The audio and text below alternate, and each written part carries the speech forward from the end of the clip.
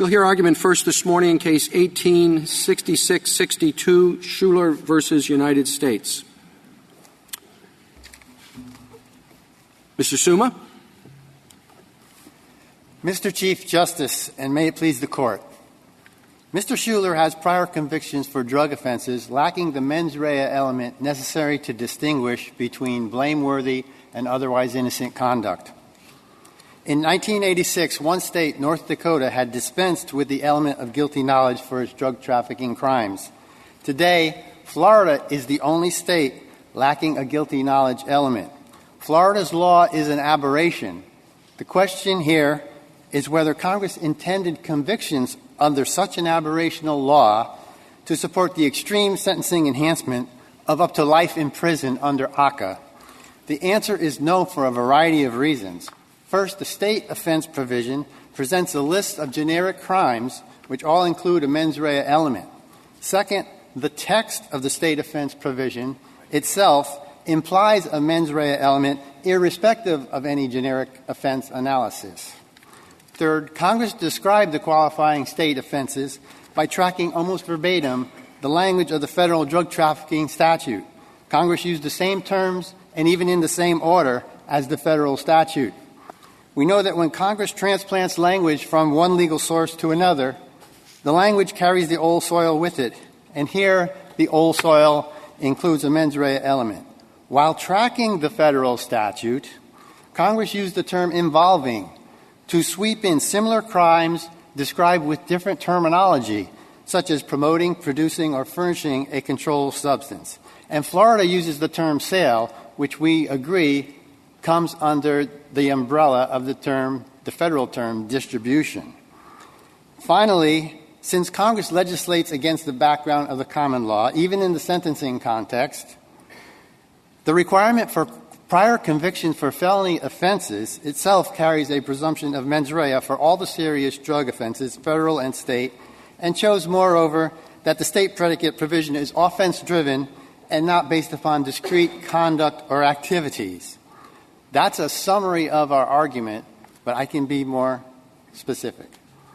Here we have a phrase, manufacturing, distribution, possession with intent to manufacture or distribute a controlled substance. This phrase incorporates well-known drug trafficking crimes under the federal code, and virtually identical language is used to describe the drug trafficking crimes under the Uniform Controlled Substances Act. In 1986, Congress knew that every state had adopted the Uniform Act to a substantial degree. It's only natural, therefore, that Congress would use this same language to identify drug trafficking offenses and not discrete conduct or activities under the state offense provision. The difference between the Florida statute and the federal statute, as I understand it, is the following, but you'll correct me if I'm wrong. Under the federal statute, the prosecution has to prove that the defendant knew that the substance in question was a controlled substance, whereas under Florida, that is an affirmative defense. So if the defendant raises the affirmative defense, then the state has to prove beyond a reasonable doubt that the defendant knew it was a controlled substance. Is that the substance of the difference between the two? Well, I think that's a correct conclusion based upon a Florida jury instruction. However, even in Florida, even if a defendant were to raise that affirmative defense, a verdict of guilty would never, under any circumstance, incorporate a specific finding that the defendant had guilty knowledge, because the Florida law also places upon the defendant a burden of production of evidence. Right, but if the affirmative defense is raised, then the situation is the same as it is under federal law. It has to be proven beyond a reasonable doubt. That is a reasonable assumption, but the Florida Supreme Court has never actually ruled which party has the ultimate burden of proof. But in any event, I think it was an exaggeration to call this a strict liability crime. It may be an exaggeration. It depends on how one defines a strict liability crime. If one says the elements of the offense do not include a mens rea element, then it's a strict liability crime. But many people think if an absence of guilty knowledge is not a defense, that's a strict liability crime. So there's a difference. Well, there's a mens rea. You repeatedly say in your brief that there's no mens rea for the Florida offense. There is a mens rea. It's not the mens rea you would like, but there is a mens rea, is there not? You must intend to do the act, right? Yes, but the Florida decisions are clear that the intent of doing the act is they do not consider that a mens rea. It's only if one knows that the substance that is delivered is a controlled substance that that qualifies as a mens rea of guilty knowledge. What about knowing what you're selling?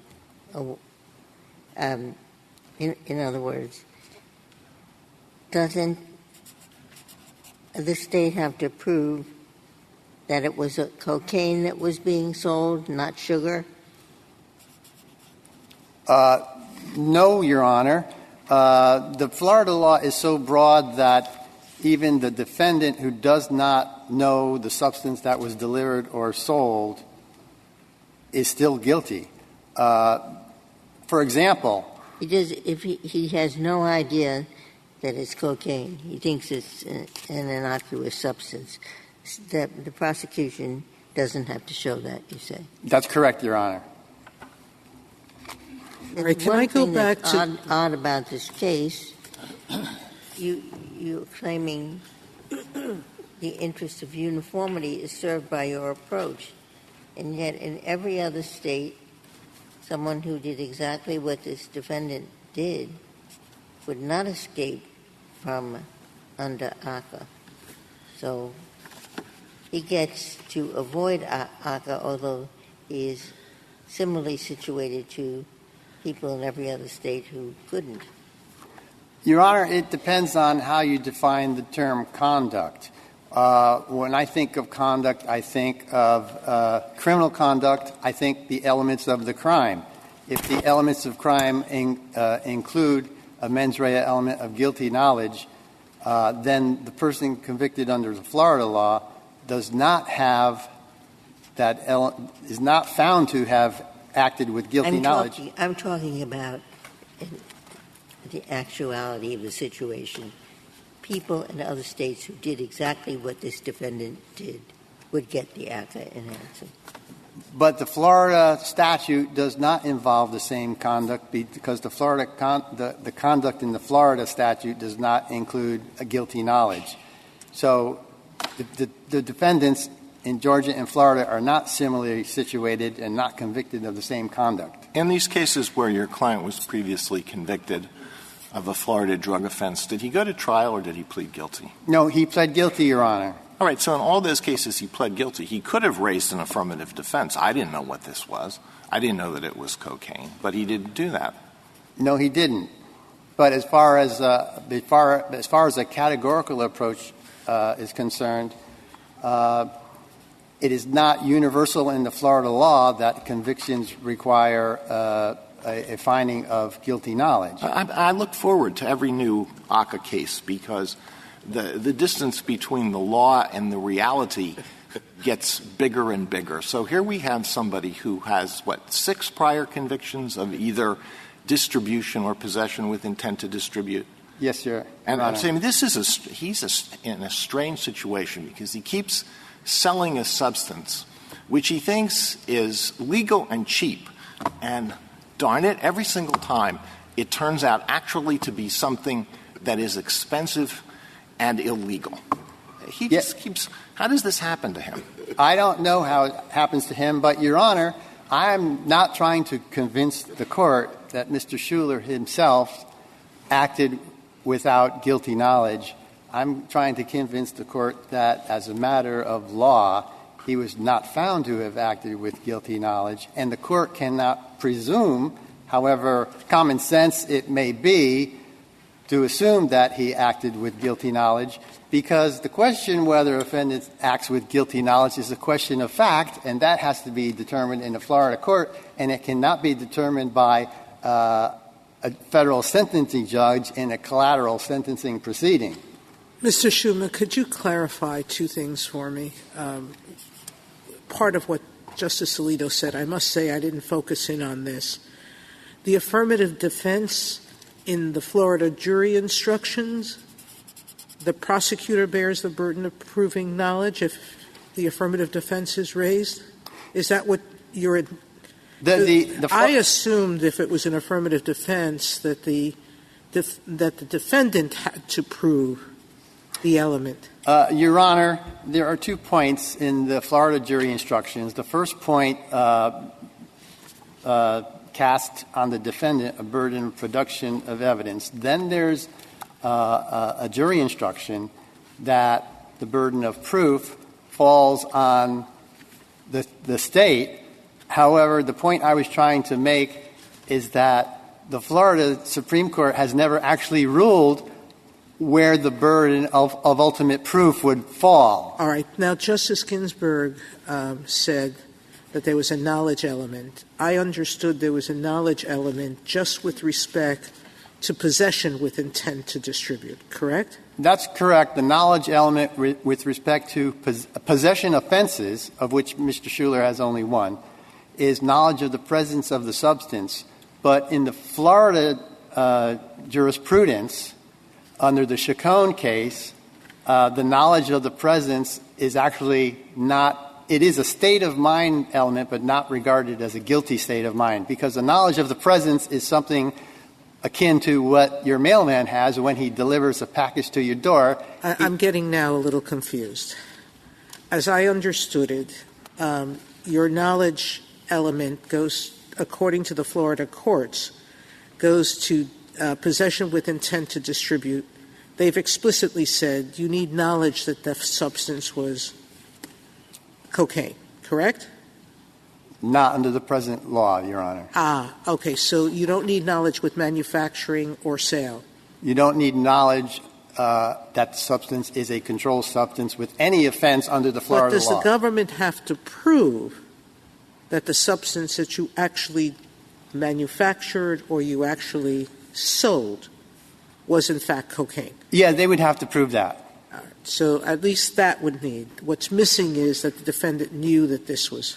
Exactly, Your Honor. Mr. Schumer, I'm sorry. No, thank you. Can we go back to the language of the statute, and I'm hoping you can explain to me where exactly you see this knowing requirement coming from. As I understand the Solicitor General's position, he says, yes, this is a categorical approach, but the language of the statute just says an offense involving manufacturing, distributing, or possessing with intent. And the word knowing is not there. So, the Florida statute, I think the Solicitor General would say, is a state law that involves manufacturing, distributing, or possessing with intent. What's the problem there? The implication of the mens rea element comes from 2 sources. One is the language, the prefatory language preceding the term involving, and the second is for the language that follows involving. When the Congress said we want prior convictions for felony offenses, I think that itself incorporates an expectation that felony offenses incorporate a mens rea element generally. And after the word involving, Congress used the language that is parallel to the federal statute and the Uniform Control Substance Act. I thought the federal statute specifically says knowingly manufacture. And this state provision does not, but that's priceless. Well, not only the state provision does not, but this provision saying what the term serious drug offense means does not. It takes out the word knowing. That's exactly the situation where the presumption of mens rea applies. And I understand your concern that the omission of the mens rea, an express mens rea element in one part of the statute must apply something different. Now, if I may refer to that as the Rasilla Rule, I would say that the Rasilla Rule does not apply with the full force and effect that it does generally, because it's a very general statute that could apply to criminal law, civil law, could apply to any word, could apply to any phrase in a statute. But But the presumption of mens rea is a much more specific rule, and where the omission is specifically of mens rea, that is a specific rule that applies in this context. And if the specific controls the general in the law, then this rule, the presumption of mens rea supersedes the Rasilla Rule. Counsel, I think we'd all agree with you that normally in a criminal provision mens rea would be something we would take very seriously. But here, and I think Justice Kagan's getting at it, we have kind of two strikes against you. One is that the federal statute that you say this language parallels expressly includes the word knowing. It's not here, strike one. And strike two is there's the word intent with respect to manufacturing or distributing in the next clause. So in the very next clause, you do have a mens rea. Strike two. So what do we do about that? Well, Your Honor, let me refer to strike two first. If the government's position were adopted, that intent element that you refer to would be stricken entirely from the statute, because the government talks about approval of the White case from the 11th Circuit. I'm not sure I follow that, because it seems to me that language would capture inchoate offenses, right? Things that aren't completed, crimes that involve an intent to do these things, but not necessarily completion of them. I agree that the term involving may be broad enough to incorporate inchoate offenses, because that's a part of the federal drug trafficking crimes which qualify, correct. But the government says a trafficking statute that criminalized trafficking by possession of a specific quantity of drugs would qualify here because that necessarily entails an intent. But my friend from the government is writing the intent requirement right out of the statute because it's a plain text requirement and it should be found by a jury, not by the judge in a federal sentencing proceeding. Let me try it one more time. I think the Solicitor General would say that he has to show either a state law involving manufacturing or distribution or a crime involving possession with the intent to do those other things, manufacturing, distribution, whether or not they actually complete the manufacturing or distribution. So those two clauses would do independent work, and the first one, notably, doesn't contain any mens rea, while the second one does. But my friend's argument would also be so broad and indeterminate that it would sweep in convictions for purchases of relatively minor amounts of drugs, personal use quantities. And my friend would be arguing that on the theory that a purchase of a minor quantity of drugs necessarily entails a distribution from the seller to the buyer. But didn't Congress get at that by the 10 years of imprisonment minimum, so that would weed out minor state offenses? No, Your Honor. The specific example here is Florida, because even the purchase of personal use quantity of drugs is punishable as a second-degree felony by up to 15 years in prison. Mm-hmm. And I think it's probably true in a number of states as well. And more broadly on your mens rea argument, which I think would have great force if we were a Florida court interpreting the Florida statute, and should we interpret the Florida statute to require a particular mens rea? But that's not what this statute is. It's a recidivist statute in trying to prevent the possession of firearms by people who have prior violent offenses or drug offenses. And Congress, because of the violence caused by people who have firearms in prior histories, wanted to really cast a broad net with what prior offenses would be captured and would trigger a duty on that person, don't possess firearms. So they use the word involving.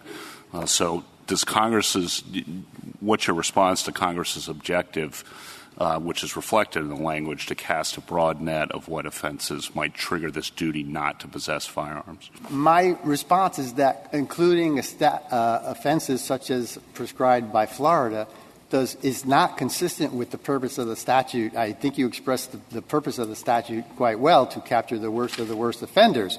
But this Florida is so broad that it would capture and the least culpable conduct captures persons such as a truck driver who's hired to drive a shipment from point A to point B. And so the truck driver knows nothing about what is in the shipment. All he knows is his job is to take it from point A to point B. That person, I gather under Florida law that person would say, he has the right to say, Judge, I didn't know what was in the truck. And then the government has to prove he did know. Okay? So I guess the question for us is this. It seems much simpler than I don't know. I may be missing something.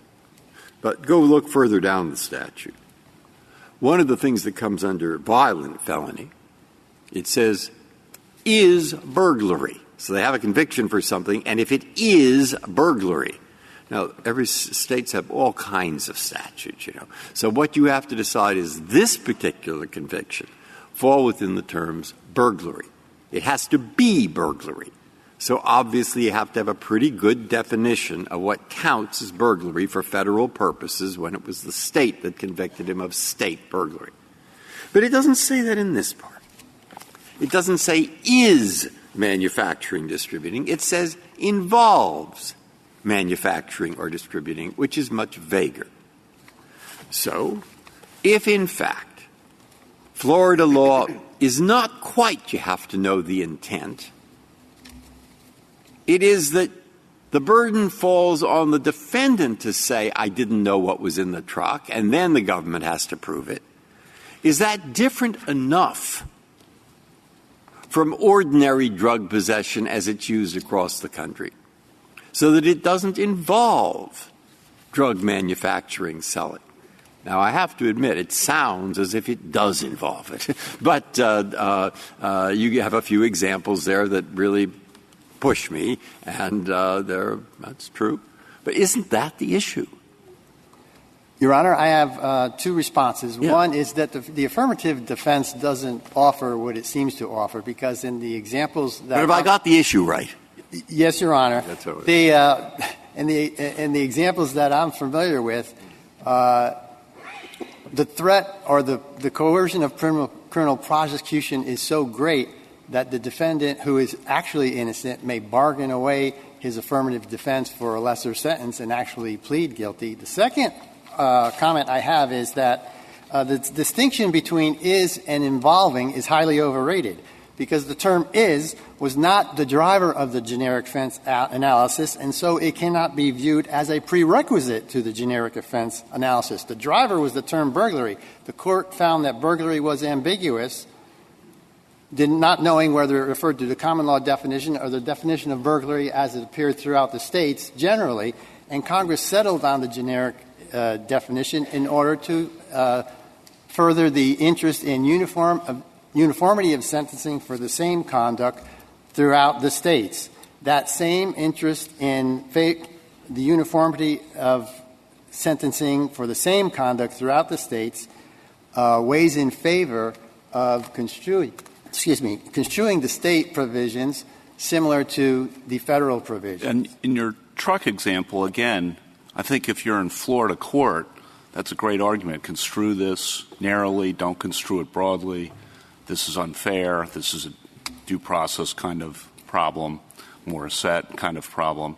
But once you have the conviction, and you have two other convictions, you have three convictions, then you know, if you read federal law, I shouldn't possess firearms, or I'm going to be subject to a severe mandatory minimum. Aren't you on, I guess the point is, aren't you on fair notice when you have those convictions, even if you think those convictions are unfair, that you shouldn't possess firearms? But I think we agree here that the point that we're trying to decide here is whether Congress intended this type of crime to qualify.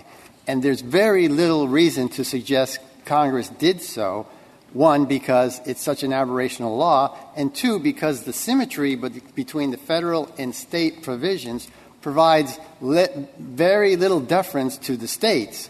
In other words, there are 3 points. One, it starts out by the terms manufacturing, distribution, et cetera, which seems to parallel the federal statute.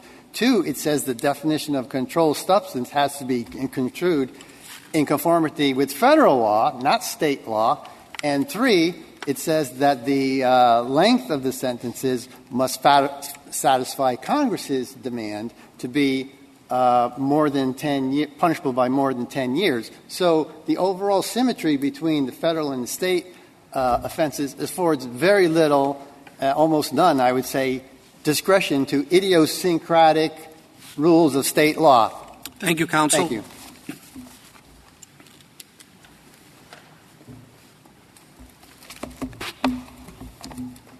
Mr. Bond. Mr. Chief Justice, and may it please the Court. Section 924E2A2 prescribes a categorical approach to determine whether a state drug offense qualifies as an ACCA predicate. But unlike another nearby ACCA provision, Clause B2, which uses is, Clause A2 does not call for the generic analog inquiry that Petitioner advocates. That follows from the statutory text, specifically the use of the word involving, followed by a series of everyday action words, not legal terms of art that denote complete crimes. That is also fully consistent with this Court's precedent. Petitioner's contrary approach would require courts to construct a complete generic version of each offense based on a 50-state survey of laws from 3 decades ago, and then compare that generic analog to a particular state's offense at a particular moment in time to see if they match in every respect. That approach has proven challenging enough for the enumerated offenses in B2, like burglary, which were well established and relatively consistent in 1986. It would be even more challenging for state drug trafficking crimes, which in 1986 were comparatively new and varied in multiple material ways. And it would increase the risk of arbitrary sentencing disparities arising from variation in ancillary aspects of state law, like which side bore the burden of persuasion on the knowledge of the illicit nature of the substance. In Clause A2, Congress chose a much simpler approach that asked just 2 questions. Did the state offense involve one of these activities and for possession a specified intent? And did it carry a maximum sentence of at least 10 years? And that mirrors the federal provision in A1.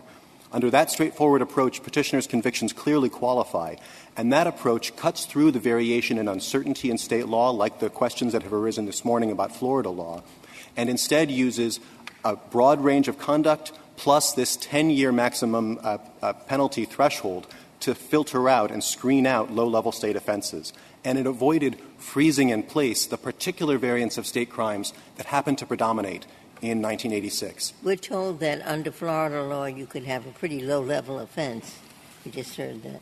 And have a 15-year maximum. So it's true that there are substantial sentences, although, as the colloquy pointed out, as we explained in our brief, under Florida law, knowledge of the illicit nature or lack of such knowledge is an affirmative defense. So for an element that's not specified in the statute, in the federal statute at all, it seems particularly unlikely that Congress meant the burden of, or the allocation of the burden of proof on that element to drive the ACCA analysis. In federal prosecutions, how does it work? How is this element? How does the prosecutor prove the defendant knew that the substance was illegal? So under the Federal Controlled Substances Act, which expressly requires a knowing mens rea, as this Court explained in McFadden, that extends to the substance itself. The defendant must either know what the substance is or know that it's a controlled substance. But as McFadden pointed out, that knowledge can be shown by the fact of a prior arrest for possessing or selling that substance. It's very unlikely that in a recidivist statute like this, where Congress is only imposing this enhancement for those who have multiple past convictions, that Congress was worried about the unlikely scenario where a person repeatedly sells an illicit substance, believing it to be innocent or believing it not to be a controlled substance. We think that's just not a plausible understanding of what Congress was getting at here. So we think that for all the reasons we've explained in our brief, you should not adopt the generic analog inquiry. And the alternative fallback argument Petitioner is offering today that focuses on reading in mens rea, we think fails for several independent reasons. Well, isn't the answer to Justice Ginsburg's question that under the federal scheme, the knowledge of the illegal nature of the substance is almost always inferred from the defendant's conduct? It's not based on — it's not generally based on direct evidence. Isn't that right? Yes, that's right. And under Florida law, it works similarly, that if you possess one of these controlled substances, Florida law, and this is Section 893.101C, allows a permissive presumption that you knew what it was you were selling, and that can be rebutted by the defendant. So in the scenario where a defendant says, I didn't realize that this was cocaine, I thought it was powdered sugar or some non-controlled substance, the defendant can bring that in. Now, we're not aware of a large number of cases that fall in this delta. It does not seem like it's a particularly significant thing in Florida prosecutions. But in all events, it seems quite unlikely that Congress intended the application of this recidivist enhancement to turn on those kinds of vagaries of state law. Now, with respect to the mens rea under the federal scheme, are there a lot of cases in which a defendant is acquitted based on lack of knowledge of the illegal nature of the substance involved without actually testifying? I didn't know that it was an illegal substance. I'm not aware of statistics on that. It wouldn't at all surprise me if that's correct, but I don't have statistics on the frequency with which that occurs. Now, just turning to whether to read in a mens rea requirement into A2, I think there are three fundamental problems with Petitioner's argument here. First, the ordinary meaning of the words, which this Court in ACCA cases as elsewhere has looked to, does not include an intent requirement, certainly not intent with or knowledge with respect to the illicit nature of the substances. The Petitioner urges you to look to the ordinary meaning of manufacture and distribute in his reply brief, and the ordinary meaning of those words does not pick up knowledge that the thing you're making or selling is illegal. Now, I think his argument really rests on this idea that these are somehow terms of art or were in 1986, and that argument doesn't hold water either. The federal statute, as has been discussed, expressly imposed that knowing or intentional requirement in addition to using these words. That's not only in the Controlled Substances Act, but in the other statutes cross-referenced in Clause A2, the Import-Export Act and the Maritime Statute. All of them expressly impose this additional mens rea requirement. At the state level, there was variation. Roughly two-thirds of the states followed what was then the Uniform Act's approach of not expressly requiring mens rea, while the other third followed federal law and did expressly include it. Now, Congress is looking out at the landscape of state law in 1986. I think it would be hard to infer that Congress, by using this series of words, thought it was picking up a mens rea that some states and federal law imposed expressly, other states, in a number of circumstances, had read in based on background principles of state law, but where the words themselves don't carry that particular meaning. And in addition, states did not all use the same terms. Although a number, roughly 3/5, used the terms that follow the Federal Act, a number used a variety of different verbs to pick up conduct in addition to these or in replacement of these, like giveaway, transport, peddle, offer, traffic, negotiate, and barter, and the list goes on. The point is, states were not using these as terms of art when they were using different terms. Mr. Bond, do you think Congress intended to criminalize a mailman's delivery or postal service delivery? I doubt it. But what you're saying is that, and there is a disconnect, like in Leocal, where we talked about using physical force, and we said can't mean negligent force. It has to be an intentional force. Similarly, it seems not nonsensical to think that manufacturing, what are the words of the California statute? Manufacturing or delivering or possessing with intent to sell, manufacture, or deliver can't have some knowledge requirement because it ends with a controlled substance. So how can you manufacture a controlled substance if you don't know it's a controlled substance? It seems like a non sequitur. So a few different points on that. First, Florida law does require that you know the substance is present. So it wouldn't be implicated here. If you're a delivery person who's carrying an opaque sealed box and you don't know that there's cocaine inside, I don't think you could be prosecuted under Florida law because you must know of the presence of the thing regardless of whether you know its character. So that's not implicated under Florida's law. But you think so? I don't know why. Because under your it says any person who sells, manufactures, or delivers or possesses with intent to sell, manufacture, or deliver. So whether the box is opaque or not, under the theory as your briefs gave it to me, if it's a controlled substance in the box, you intend to possess it. So I think there's an important twist in Florida law here that explains how that state would address this circumstance. Until 2002, the state courts had interpreted the statute to require knowledge of the illicit nature. The legislature overturned that and said knowledge of the illicit nature is not an element. It is instead an affirmative defense. But that did not wipe out the pre-existing requirement that you must know of the presence of the substance. And the state Supreme Court confirmed that in an opinion in 2014 called Inri Standard Jury Instructions in Criminal Cases. This is 153 Southern 3rd 192, where they reject a change that would have suggested uncertainty about who needs to prove presence of the substance or knowledge of the presence of the substance, because it points back to the case we cite, Atkins, saying, look, Florida law is already clear on this. So all of that is about Florida. If we had a federal statute, not a recidivist statute, but a straight-up federal statute that said it's unlawful to manufacture, distribute, or possess with intent to manufacture or distribute a controlled substance, it is 100% or close to it that we would require mens rea and knowledge of the substance. Don't you agree with that? So we agree that ordinarily you would read in you would presume a mens rea requirement. Exactly how that would apply across the different elements. So if you agree, if this were a straight-up federal statute, that mens rea would be read in, why not read it in to a recidivist statute? For some of the reasons that came up in the colloquy earlier, that in a recidivist statute, there's no concern about fair notice of what you were already convicted of. And in addition, Congress isn't using the mens rea for a particular offense as the substantive threshold for how serious something is. Congress took a different approach that sidestepped all the variation and uncertainty in state law by covering a broad range of drug trafficking conduct, but only if the crime carries at least a 10-year maximum sentence. That's 10 times the threshold in the violent felonies provision in subparagraph B. It's also the same threshold used in the federal provision, A1, that refers to any crime under the Controlled Substances Act, the Controlled Substances Import-Export Act, and a particular maritime statute. So Congress is covering a broad range of conduct, but using the punishment as a proxy for the seriousness of the offense. But I think that fits together with the idea that Congress isn't asking courts to read in a mens rea into state statutes that might have predated ACCA and determine whether they correspond in a particular respect to an element Congress didn't mention. Instead, Congress cast this wide net with respect to conduct, but used the penalty as the filter to screen out lower-level offenses. But as Justice Ginsburg said, and counsel said, the penalty might not be that much of a filter given the severe penalties attached to certain seemingly low-level offenses. And can you respond to that again? Sure.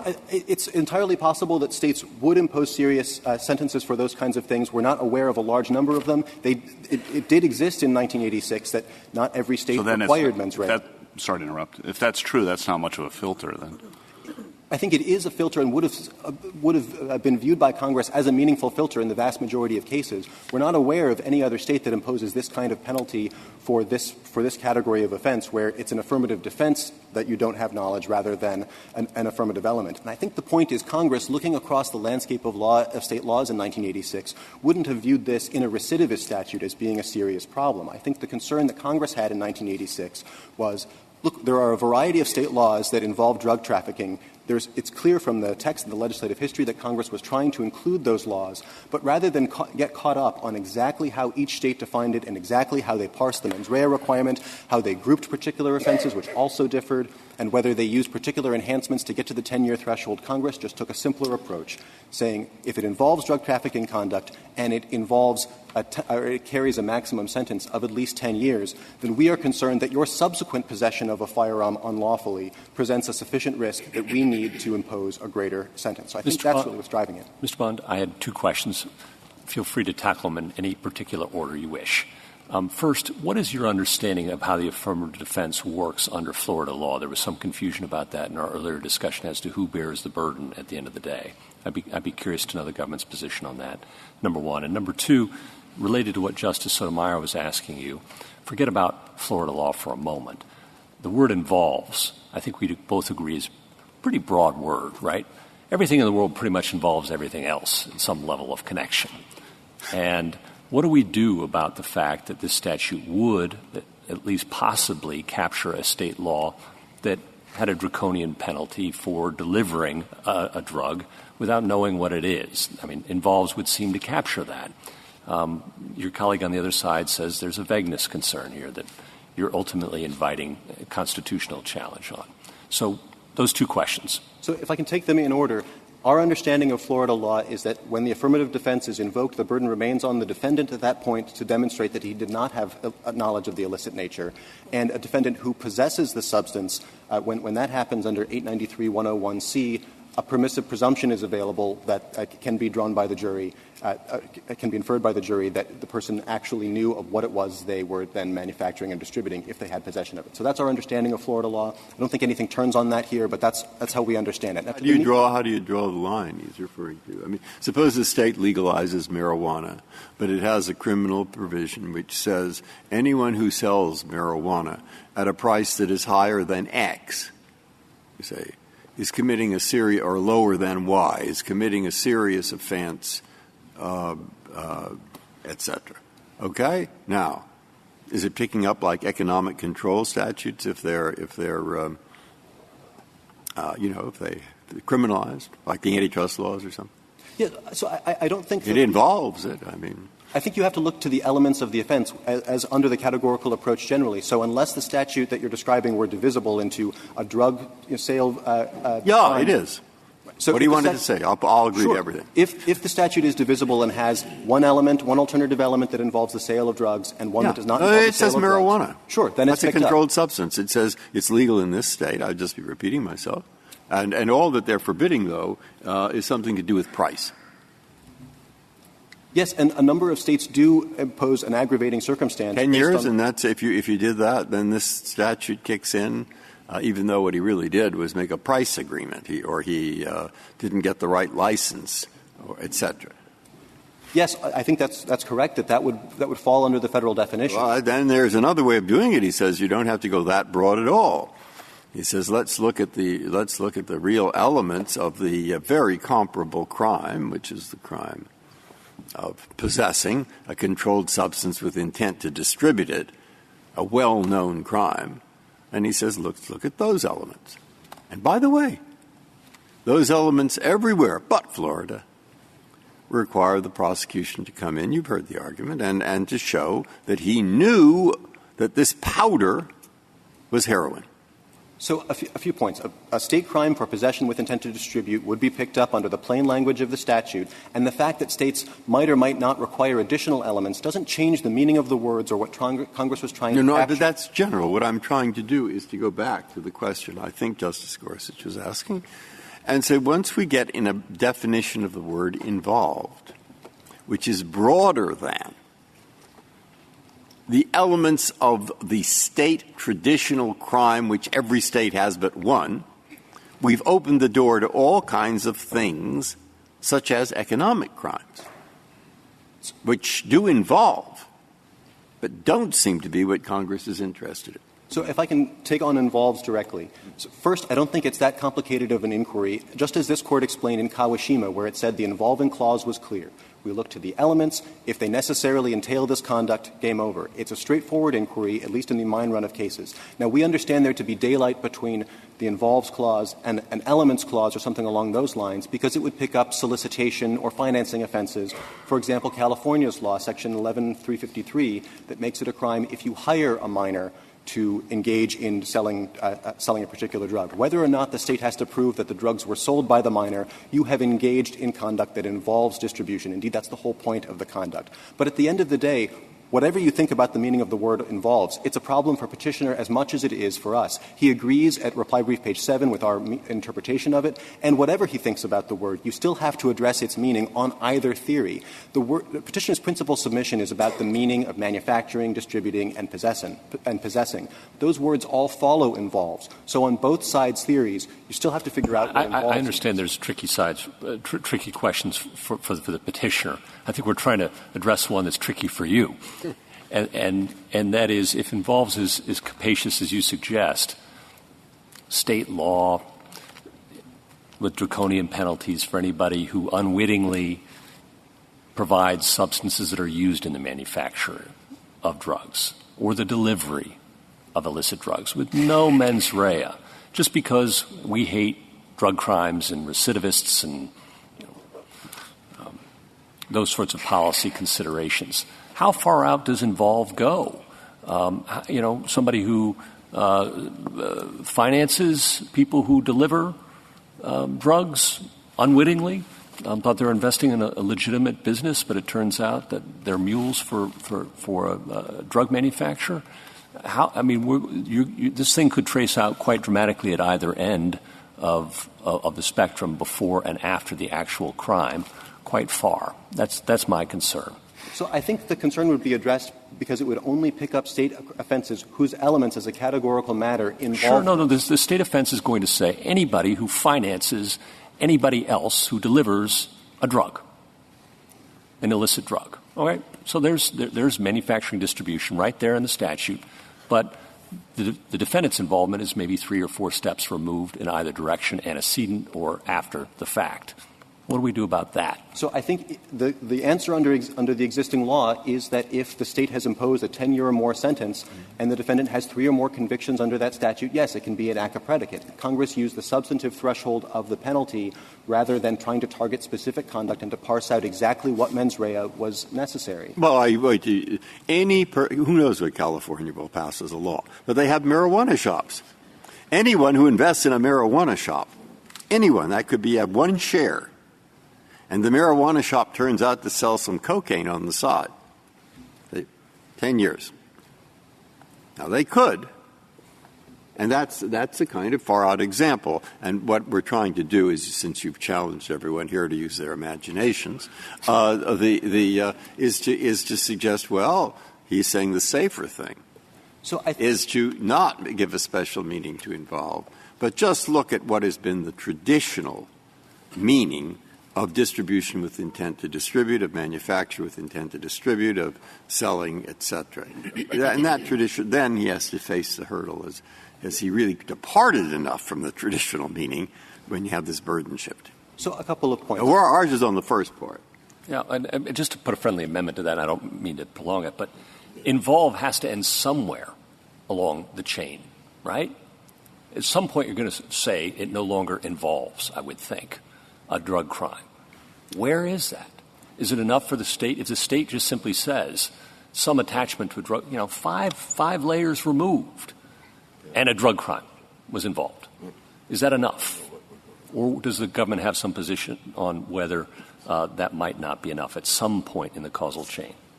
It might not be enough at some point in the causal chain if you can't say with confidence that that the elements necessarily entail this particular result. That will depend on the state.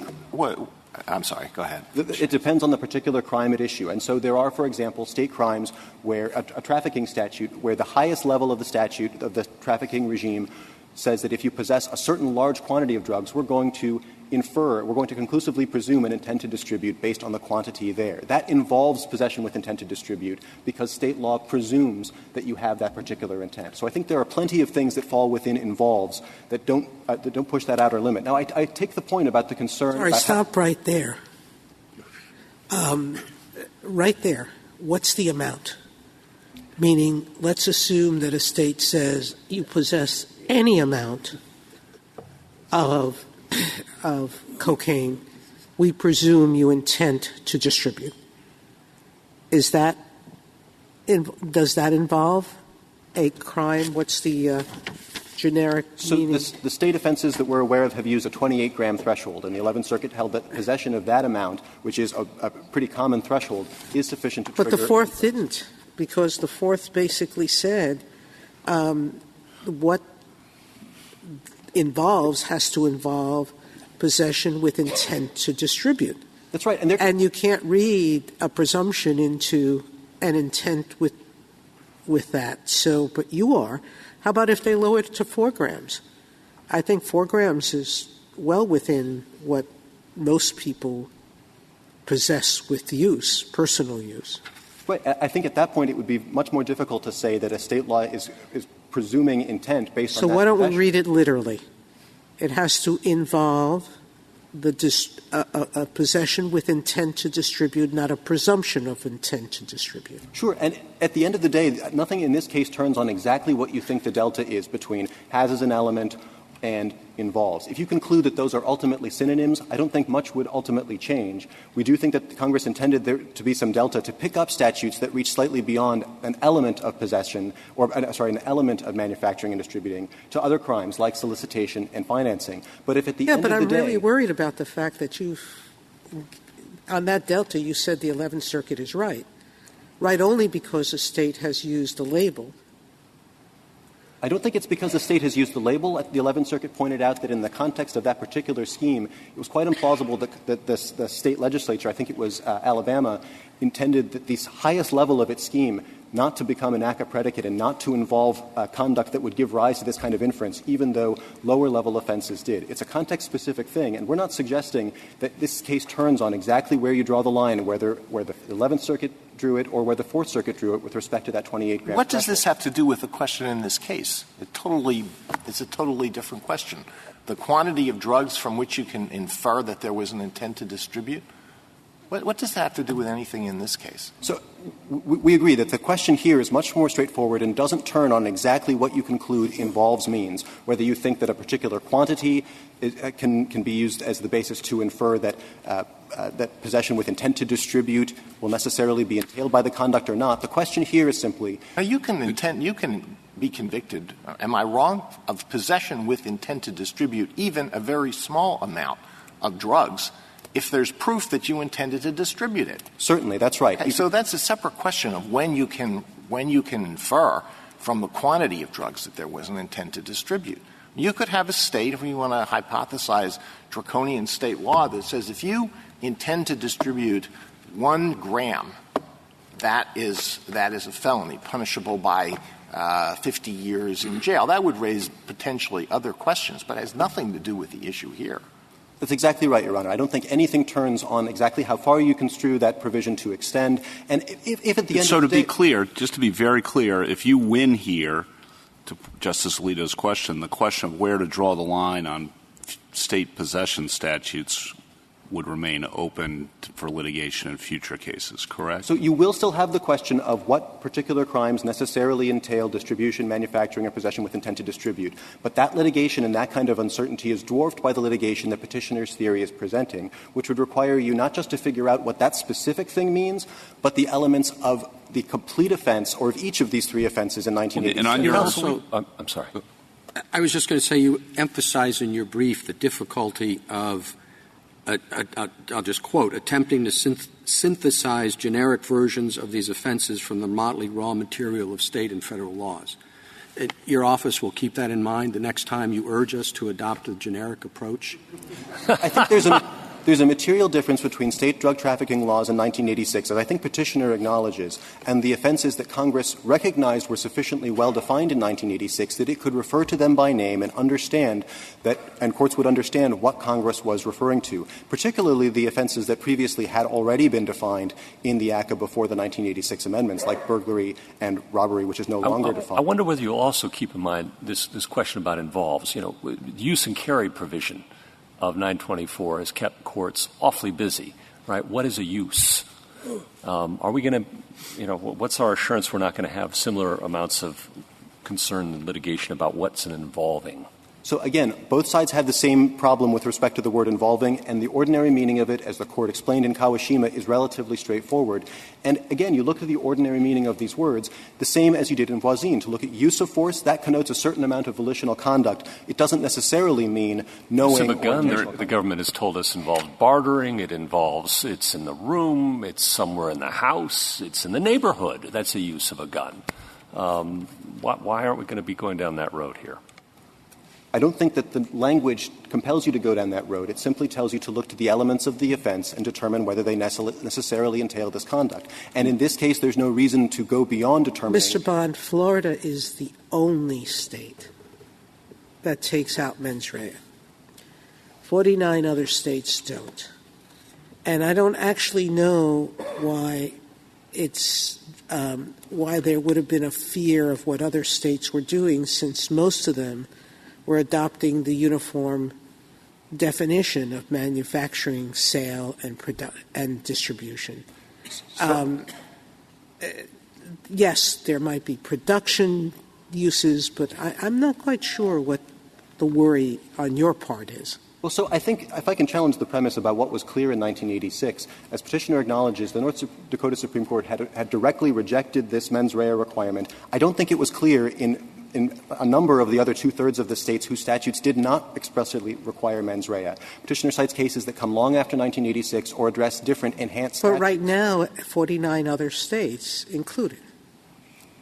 We're not aware of any other state besides Florida that has emphatically rejected this knowledge requirement as Florida. Either as express or implied, correct? We're not aware of a state that falls in that category. I'm not certain that it's clear in every state to the extent the petitioner is describing. The point of the statute is to tell people who have these prior convictions not to possess firearms. Exactly. The point of this enhancement provision is those who have three or more. And there are a lot of people in Florida with or who have prior Florida offenses who Congress didn't want to possess firearms. That's exactly right. And so the idea that we would read in a mens rea for these already completed crimes is just detached from Congress's purpose here, which is to impose a sufficiently serious sanction on those who, in Congress's judgment, pose an increased risk when they possess firearms because of their history of repeatedly engaging in drug trafficking crimes or violent felonies that carry significant penalties. And for the case of drug trafficking crimes, a 10-year maximum sentence or more. If there are no further questions. Thank you, counsel. Mr. Summa, 5 minutes.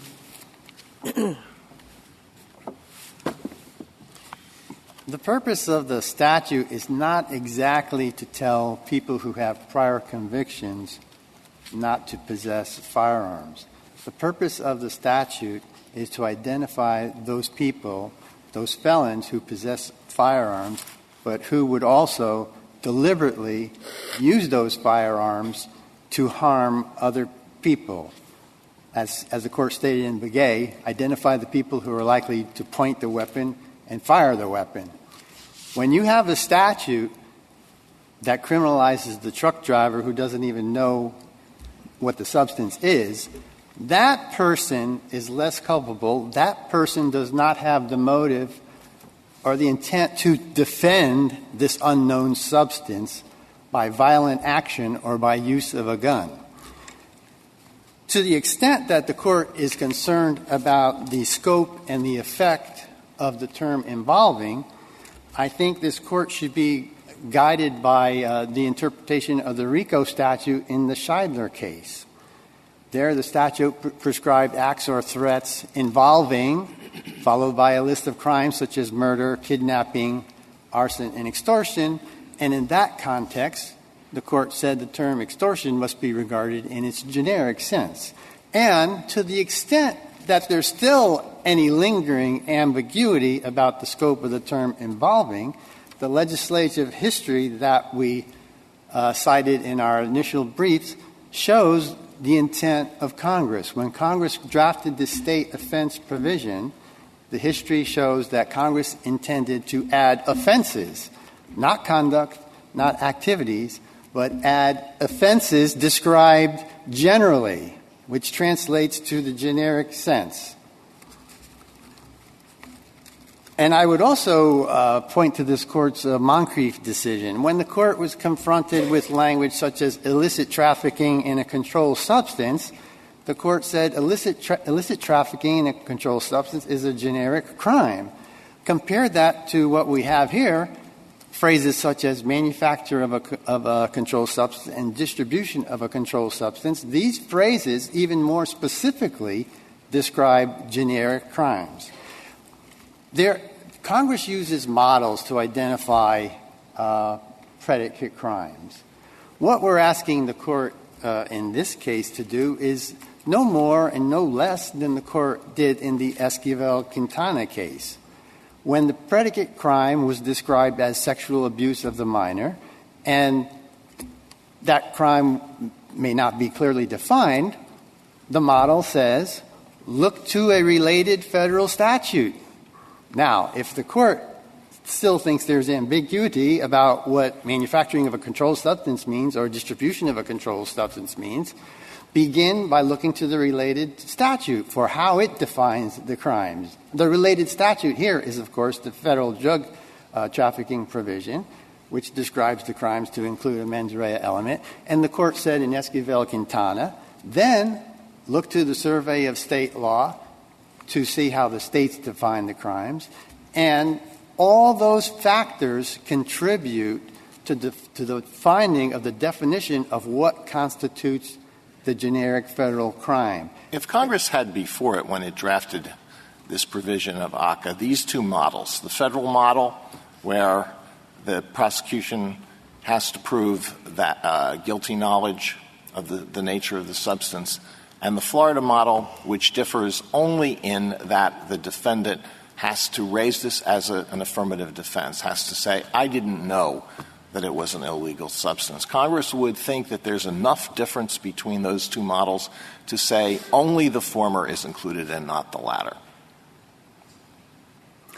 I think Congress would have decided the law is so overwhelmingly in favor of mens rea element. That's what we generally would contemplate. Is there any practical difference between those two? I don't see it. I don't think very many people are going to get acquitted under the federal law unless they're willing to stand up and say, I didn't know this was cocaine, in which case the two things are exactly the same.